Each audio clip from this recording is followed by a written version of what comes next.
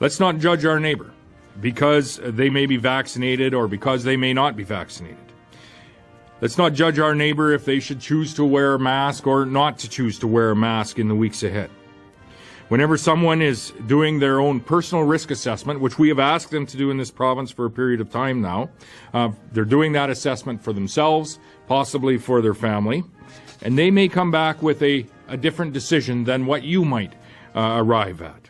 And that different conclusion, albeit maybe different from where you have landed, should not be judged. It should be respected, and it should be accepted.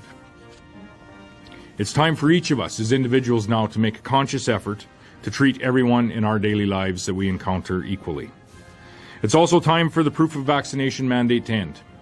So effective at midnight this Sunday, February the 13th, all provincial proof of vaccination requirements will end.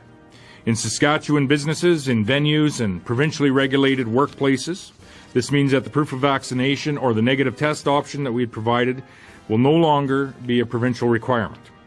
Starting on Valentine's Day, February the 14th, this will be the case.